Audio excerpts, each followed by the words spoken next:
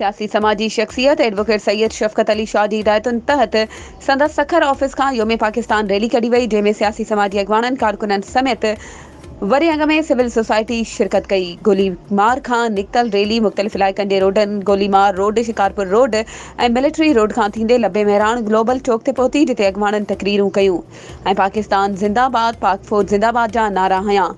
उन मौक़े ते सियासी समाजी अॻवान एडवोकेट सैयद शफकत अली शाह अहले वतन खे पैगाम ॾींदे चयो त ही मुल्क अर्ज़े वतन प्यारो पाकिस्तान 1947 में बानी पाकिस्तान कायदे आज़म मोहम्मद अली जनाह जी क़यादत में लखे इंसानी जानिन जा नज़राना ॾियण खां पोइ वजूद में आयो, जंहिं जी हिफ़ाज़त करण असां सभिनी मुहिब वतन पाकिस्तानियुनि ते फ़र्ज़ आहे।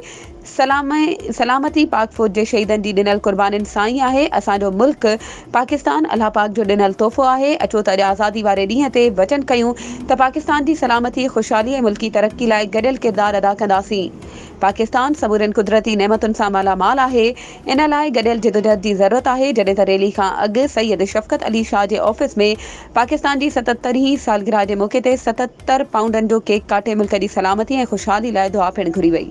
वधीक ख़बरुनि ऐं अपडेट्स जे लाइ असांजे चैनल खे सब्सक्राइब कयो ऐं हा, बेल आइकन खे प्रेस करणु न विसारिजो त जीअं असांजी हर नई अचण वारी वीडियो तव्हां ताईं पहुची